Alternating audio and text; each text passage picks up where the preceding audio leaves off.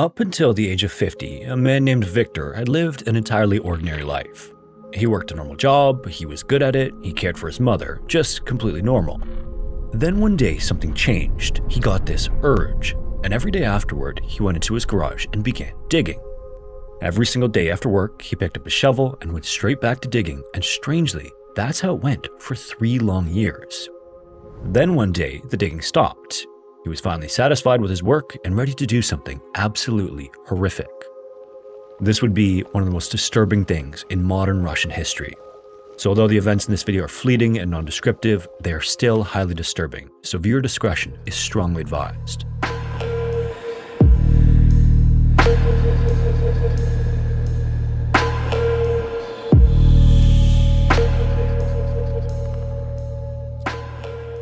In the late 1990s, by all outward appearances, Viktor Mokov was a simple man with a simple life. For years to that point, his days were just a repeating loop of the same tasks and responsibilities. He'd get up in the morning, go to work, do his job, and then return home at the end of the day and spend the rest of his time caring for his elderly mother. The next morning, he'd wake up and start the same process all over again. For a long while, Viktor seemed quite content to live within this monotonous routine. But as he got into middle age, he decided he needed something more. He needed a project, something to keep him occupied. So one day in 1997, he came home from work and picked up a shovel. That's when the digging started. He'd head out to the garage area of his property, stick the shovel in the ground, pull up loose dirt, and pile it next to him. Over and over, and day after day, he'd repeat the motions almost to the point of obsession. So much so that the man who no one paid much mind to started to attract attention from his neighbors. If they asked what he was working on, he'd simply tell them he was digging out a place to store potatoes. Eventually, even his mother also wondered what he'd been up to out by the garage, and he explained to her that he was building an area to house nutria. These are large aquatic rodents that look a little bit like beavers. Neither of these answers, though, was interesting enough to invite in a follow-up, and Viktor was unassuming, so people accepted whatever explanation he gave them, and he just kept quietly digging. It would go on this way for 3 years, and during that span, his shovel had almost become an extension of his body. By the time the area beneath the garage was completed, he had moved several tons of earth and spent countless hours on the back-breaking work to do it. Viktor lived in the city of Skopin, which is a small city a couple hundred kilometers southeast of Moscow. He was a metal worker at the local automobile assembly plant, and according to those he worked with, he was very good at his job. He was dependable, skilled with his hands, and the kind of worker who could be counted on when something needed to be repaired or handled properly. Earlier in life, he had served in the Russian army for a time before attending and graduating from technical school. He had been married once, back toward the end of the 1970s, but the marriage had fallen apart after only a few months. By the time he reached 50 years old, he had no wife, no children, and no obvious life outside of work, home, and whatever he was constructing beneath the garage. To anyone watching from a distance, he might have seemed lonely and isolated, or maybe even a little odd. But at the same time, ostensibly, he was just a quiet, middle-aged factory worker who spent a lot of time digging. Upon its completion, Viktor's home project was actually quite impressive, considering it was created by one man and one shovel. It was a reinforced space that sat underneath the garage, complete with electricity, a crude ventilation system, and a hidden, complicated entrance. A person couldn't just walk to the garage door and find a staircase to the room. In fact, the entrance wasn't even inside the garage in any obvious way. To get in, someone had to go around the side of the garage structure, where part of the wall was made from metal sheets. One of those sheets worked as a hidden door, but it was held in place with magnets. Unless someone already knew where to look, it simply appeared to be part of the garage wall. To open it, you'd have to pry it back with a screwdriver, but behind that hidden sheet was not the room itself, but only the beginning of the route down. From there, you actually had to move through a narrow access area to a concrete landing. Then there was a hatch, and beyond it was another cramped passage leading deeper underground to another landing and a concrete wall with more hatches built into it. One of those hatches was made of iron, and only beyond that final barrier was a small room. To say the least, it was a lot for someone to build for storing potatoes or housing large rodents. The room itself was small, roughly 6 feet by 9 feet, or 2 meters by 3 meters. Its walls were white and the floor was made of cold concrete. The thick walls and floors ensured no sound could escape the room, but that's kind of to be expected that deep underground. With that said though, this may have been intentional. In case it wasn't obvious yet, Viktor never built it with plans to keep potatoes or nutria. By the end of 1999, the bunker had finally become something Viktor was ready to use, and he was eager to move forward with his plans. That December, a 16-year-old girl and her boyfriend came to his house. Viktor welcomed them in and invited them to sit down. He gave the girl and her boyfriend alcohol, and for a time, the situation likely felt like nothing more than an encounter with a lonely older man who was being friendly. At some point during the meeting, however, after the drinks began to take effect, Viktor began making advances toward the girl. She outright rejected him though, and she quickly moved to leave the house. Available accounts don't explain what became of her boyfriend after that, but what is clear is that the girl made her way out to the street toward her car, and Viktor followed her. Once he caught up with her, he attacked her, hitting her in the head and dragging her back toward his property. That's when he took her down into the space he had spent years preparing for exactly this type of moment. For the next 2 weeks, she became his prisoner, and during that time he assaulted her repeatedly. His plan was to keep her there indefinitely and continue doing so for as long as he felt like it, but Viktor eventually made a mistake. At some point, he forgot to properly lock the route leading out of the bunker, and that was all the opening she needed. The girl managed to get out and escape without Viktor realizing it until he later came to check on her, only to be met with an empty room. The anger he felt toward himself was intense, as he'd been careless with the very system he had worked on for 3 years to keep her trapped. Now, this was an oversight that should have been the end of it, but the girl's escape did not lead to Viktor's eventual arrest. Instead of going to the police about what happened to her, she decided not to report her 2-week ordeal in Viktor's bunker. It seemed that fear, shame, shock, and confusion had all led to her silence in the aftermath. So as a result, her captor remained a free man. No police came to search the garage or discover the room beneath it. As far as the outside world was concerned, Viktor was still just the same quiet, blue-collar worker he had been before, just a lonely, middle-aged man with no criminal record. Horrifyingly, his continued freedom only allowed him to hone his process and identify potential weaknesses. On September 30th of the year 2000, the city of Ryazan was celebrating. It was the Day of Faith, Hope and Love, which is a public holiday that brought people outside for music and fireworks in a festival-like atmosphere. 14-year-old Katerina initially had no plans to take part in the celebration, but that was before the phone rang. When she picked up, 17-year-old Elena was on the other end looking for Katerina's older sister. Elena wasn't really Katerina's friend, she just knew her older sister and had only met Katerina once before. As it turned out, Katerina's sister wasn't home at the time, and the two got to talking. Before long, Elena invited Katerina out to attend the celebration with her. Katerina knew her mother probably wouldn't love the idea of her going out to a public event with an older girl she barely knew, so she just said she was going for a walk before slipping out of the house. The girls went to the city together and had a great time talking, laughing, and people watching before taking in the fireworks show. Once that ended, the crowd began to thin as people headed for home, so Katerina and Elena decided to do the same. As they left the event grounds, they walked toward a bus stop to wait for the bus. By then, it was getting late, and the street near the bus stop was quieter than it had been during the celebration. While chatting as they waited for the bus, Katerina and Elena noticed a white car approaching. Inside were 2 people, one of which was Viktor. The car came to a halt at the bus stop, and Viktor remained behind the wheel while his passenger got out and went up to the girls. That second person was Elena Badukina, a 25-year-old woman who was helping him out that night. But that's not how she presented herself. Badukina had short hair, was dressed in a masculine fashion, and even introduced herself as a young man named Lyosha before asking the girls if they wanted to ride home. If Viktor had been alone, the 2 teenage girls might have been more wary, but Badukina's presence eased the situation and the girls dropped their guard. Initially, things actually still felt a little off to Elena, who did not immediately agree to the ride, but Badukina increased the pressure and persuasion. So eventually, the 2 teenagers got into the car and gave Viktor the address they were heading to. Inside the car, Viktor offered the girls a drink, but there was more to it. The drink he gave them had mixed with a sedating antihistamine, and it began to take hold as the car moved away from the city. Katerina's thoughts soon started to become foggy and her surroundings blurred. She could sense pieces of what was happening, but not in any clear, orderly way. From that point, the night began to break into fragments she couldn't make any sense of. And the entire time, the car kept going closer and closer to Viktor's home. By the time they reached his property in Skopin, Katerina was in no condition to understand exactly where she was or what was happening. She was swiftly taken out of the car and brought toward the garage, while Elena remained in the car with Badukina, keeping a sharp eye on her. As they waited inside the vehicle, Elena started to panic, but Badukina made it clear that refusing would only make things worse. She threatened Elena with dogs if she didn't obey Viktor, which snapped her into subservience. Meanwhile, Katerina was led through the hidden entrance in the garage wall, through the various passages, landings, and hatches that would take her into Viktor's bunker. When she was inside, still woozy and without any means of escape, he left the bunker and returned shortly with Elena before the hatches slammed shut. The two girls now found themselves alone in the pitch dark with no possible chance that the outside world had any idea where they were. During their first hours, they did what anyone would have done in the same situation. They screamed and cried, they pounded on the walls and waited for the moment when someone would hear them, but the bunker had been built to prevent that from ever happening. The room was too deep, sealed off, and hidden for them to be heard from outside or randomly discovered by someone passing by.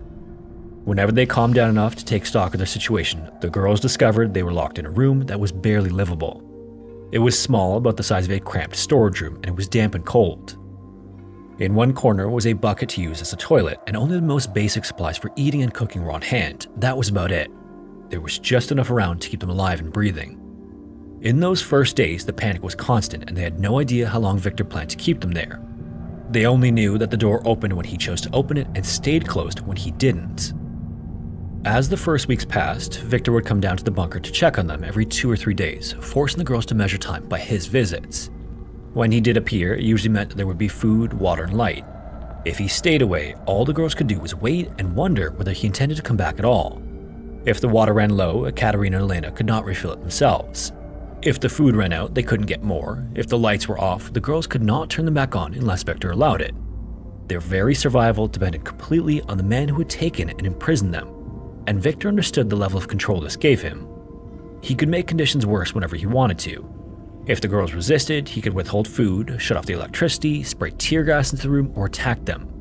He could make the bunker darker, colder, and more frightening with almost no effort at all. Then, when he wanted compliance, he could bring back a few comforts and make them seem like relief. Over time, he added things to the bunker that gave the girls some semblance of normalcy. Viktor brought them a TV, a tape recorder, books, paints, and drawing supplies, all of which Katerina and Elena used to keep their minds as occupied as possible. Little by little, as time passed, the girls created routines within the confined space they shared. They cooked what they were given and ate together, they cleaned as best they could, and talked about what their lives were like before the abduction. Katerina began drawing, while Elena preferred to spend her time studying English. All of this was part of learning how to live beside one another in a space where privacy was impossible. Before their night out together, the two had barely known one another, but underground, that no longer mattered. They were the only ones who understood what they were going through, and they were all they had in terms of comforting one another when things got hard. Katerina managed to hold on to hope that she wouldn't die in that dark, damp room. Even when Viktor stayed away too long or the food and water started to run out, she kept on believing that she would see her parents again. Elena, meanwhile, had a harder time keeping a grip on anything that resembled optimism. The more time went on, the heavier her despair became, but horrifyingly, it was still about to get much, much worse for her. As time passed, the bunker became the place where Elena had to endure what no one should ever have to endure. The entire time the girls were in captivity, Katerina and Elena were subject to constant assaults by Viktor, and somewhere along the line, Elena became pregnant. She would spend every single minute of those 9 months confined to the bunker, and the pregnancy itself caused more problems. Elena was sick through most of it, spending most of her days weak, nauseous, dizzy, and battling pain in her stomach. Never once did she see a doctor or receive medicine. She and Katerina begged Viktor to let her go to a hospital, but he refused. Instead, he just brought them a medical textbook. That was his solution. Then, in what he probably saw as a touch of compassion, he later brought down some hydrogen peroxide and cotton. That was the extent of the medical preparation he allowed Elena. So with nothing more either of them could do, Katerina picked up the textbook and started reading it. She was still basically a child herself, but she tried to understand what the book was telling her. She learned what she could from diagrams and instructions written for people who were supposed to have training, equipment, assistance, and a clean place to work. It didn't take long for her to realize that childbirth was not something they should be left to handle alone in a concrete room, but there was no other option. On November 6, 2001, more than a year after the girls had been forced into that bunker, Elena gave birth to a boy. Katerina helped deliver him as best as she could from what she learned in her reading. She cut and tied the umbilical cord before wrapping the baby in a torn piece of sheet. The entire experience was desperate and terrifying for both girls, but they managed to make it through the best they could under the circumstances.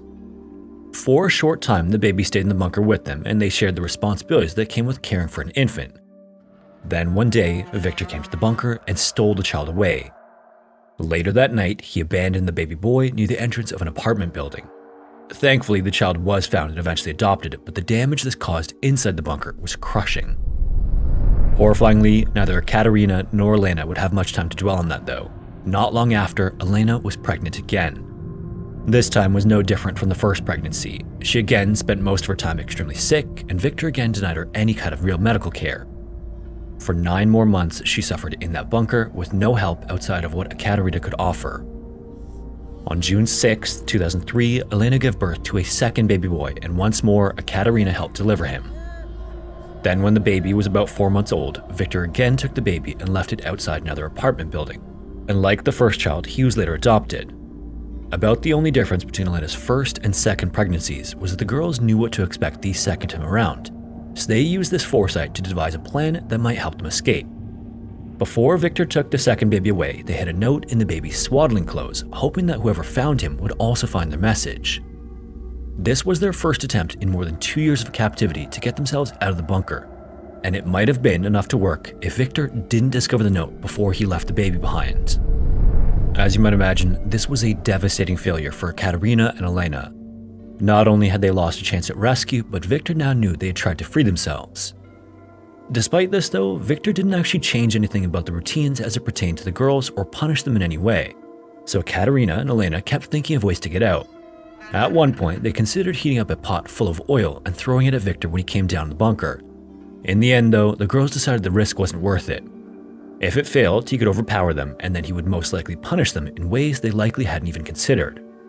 And even if they injured him badly enough to get past him, they still had to escape through the layered route of passages and hatches to get out. So, life just carried on as it had inside the bunker. The girls spent holidays, birthdays, and New Year's underground, while their lives above ground kept moving without them. Their parents searched endlessly for them and grieved their absence, all the while they remained below Viktor's garage in the tiny room. As the girls entered their 3rd year in captivity, things started to change in unexpected ways. Viktor's visits to the chamber were much more frequent, which meant more food and water for his captives. Earlier, the girls feared his absence as they believed he might abandon them to starve or die of thirst. And while they certainly didn't enjoy seeing him more and spending more time around him, they suffered through it because in a way it ensured their survival. At some point during this, Viktor even started bringing Ekaterina out of the bunker at times. Usually it was only to the upper part of the passage, where she might breathe fresh air for a few minutes before being sent back down. On one occasion, he tied her hand to his with a clothesline and took her into the garage at night. Ekaterina thought about running, but she had no idea where she was in relation to safety. It was dark and she was weak, and plus, Viktor had a tight grip on her. If she tried to pull away and failed, she knew what would happen when he dragged her back underground. Elena, on the other hand, was never given any sort of reprieve from the bunker. She was forced to remain there anytime Viktor decided to bring Ekaterina out. For whatever reason, this strange sense of trust in Ekaterina continued to grow, and in March of 2004, Viktor stunned both girls when he decided to allow Ekaterina out of the bunker and into his house to wash up. This was the first time in years she had been able to bathe in a normal bathroom. Viktor took her outside at night and held her tightly as they crossed the property. At the time, there was snow on the ground, and just feeling it under her feet gave Ekaterina a reminder of what life was like when she was free. It was such a small thing and it didn't last long, but after years underground, the feeling was incredible. Once inside the bathroom, she began undressing and caught a glimpse of herself in a full-length mirror. Inside the bunker, the girls were only given a small mirror, which didn't give them a complete picture of what had happened to them. Now, standing in Viktor's house, Ekaterina saw her whole body for the first time in more than 3 years. And when she did, she couldn't even believe the reflection was her own. She looked thin, drained, and sick. Captivity had been changing her day by day, but she hadn't been able to see the full impact until that moment. After she finished her bath, Viktor once again returned her to the bunker, but she could sense that he was starting to give her more freedom for one reason or another. So she continued to play along as best she could. By the spring of 2004, Viktor had a young woman renting a room from him. At some point, he decided he wanted Ekaterina to help him with a plan he'd come up to seduce her. Essentially, he wanted to introduce Ekaterina as his niece and use her presence to make the situation feel harmless. The girls obviously found this plan disgusting, but in it, they realized they could use the opportunity to bring their ordeal to an end. Ahead of the planned meeting with Viktor's tenant, Elena pulled out a piece of scrap paper and wrote out a note. On it, she included their names, where they were from, and the location of the bunker where they were being held. She also made it clear that Viktor was not Ekaterina's uncle and said he had kept them in the basement since September of 2000. Elena then ended the note with a warning that Viktor could kill them and the tenant too. The girls then rolled the paper up into a tiny tube and Ekaterina tucked it into her hair. It was the best hiding place they could think of. If Viktor searched her pockets before the visit, he might discover it, but in Ekaterina's hair, maybe the note could survive long enough to reach the tenant's room. This plan also depended on something else entirely, and that was Ekaterina's ability to remain calm and composed. Obviously, it was a lot to ask for someone who had been held in captivity for as long as she had, but there was no other choice. If she acted nervously, Viktor might notice and become suspicious. Then there was no telling what he'd do. Then the day finally came. Viktor presented Ekaterina to the tenant as his niece as planned, and they both entered the room. While Viktor and his tenant chatted, Ekaterina took stock of what was around her. She needed to identify a place to leave the note where the tenant would find it quickly, but it wouldn't be noticed by Viktor. Near the window, she spotted a pile of audio cassette tapes and believed this was her best chance to drop off the note without being caught. So, pretending to be interested in music, Ekaterina moved toward the stack and began looking through them. While she did, she managed to slip the rolled-up note from her hair and place it among the tapes. Now all she could do was walk away and hope that it would be discovered and that the tenant would take the appropriate action. Back in the bunker beneath Viktor's garage, all the girls could do was wait. They had waited through hunger, thirst, fear, and years of not knowing whether anyone would ever find them. But this was the first time that waiting came with any sense of hope. Somewhere above ground, far away from Viktor's watchful eye, was a piece of paper that could set them free. All they needed was for the tenant to come across it and call the police, and that is exactly what she did. The tenant found the note shortly after and thankfully took it seriously. She immediately left her apartment and brought it to the police. For police, meanwhile, this was the first real break in the case in years. Until then, Ekaterina and Elena had been missing girls whose disappearance never made sense. To the outside world, it was like they had vanished into thin air at some point after leaving the Ryazan celebration. As soon as investigators had something specific to work with, they wasted little time in showing up at Viktor's front door. When they explained to him the reason for the visit, Viktor denied everything. As far as he was concerned, he had no reason to admit to abducting the girls. For years, he had worked to make the bunker as secret and hidden as possible, and he was proud of the work he did to that end. From his perspective, he just had to trust the police would never find the chamber's hidden entrance on their own, so he even agreed to a search of the property. Since the note that Ekaterina left behind for the tenant made mention of the bunker being beneath the garage, that's where investigators started. They moved things around and looked for the entrance that the note described, but it was so carefully hidden that even after the police were standing in the right place, they still couldn't find it. The search went on this way for so long that some of the officers began to doubt the legitimacy of the note Viktor's tenant brought to them. Eventually, however, investigators pressured Viktor, telling him that if he didn't show them the entrance, they would tear the garage apart and start digging. At this threat, Viktor cracked. In defeat, he walked over to the metal sheet that concealed the bunker's access point and informed police about how to get inside. It was around this point that Ekaterina heard noise above her, but it sounded different from what it did when Viktor would stop by for his visits. There was metal scraping and heavy footsteps, along with voices she didn't recognize. A moment later, the hatch opened and an officer stuck his head in. For the first time in 3 years and 7 months, the person entering the bunker was not Viktor. The date was May 4th, 2004. Ekaterina entered the bunker as a 14-year-old girl and was leaving it at 17. Elena had entered at 17 and was leaving as a young woman who'd already given birth twice underground, and she was pregnant yet again. The girls were immediately removed from the bunker while Viktor was being placed in handcuffs. They were then taken to the police headquarters to be questioned, and then after that, they were finally reunited with their families. Viktor was eventually examined by psychiatrists and found to be legally sane, making him fit to stand trial.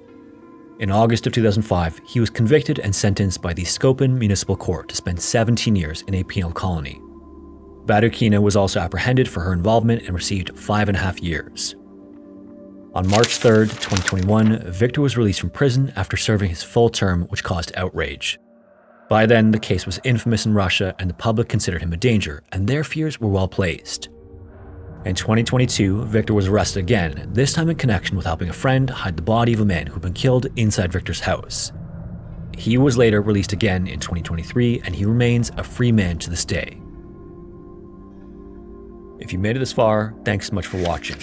For those of you who listen to fall asleep, I've organized the stories into playlists on Spotify, Apple Music, and other platforms, so you can just hit play and let them run. The link for that is in the description. Also, a huge thanks to everyone who supports the channel on Patreon or as a channel member. We've got early access content on Patreon if you're interested. And finally, if you have a story suggestion, feel free to submit it to the forum found in the description. And hopefully, I will see you in the next one.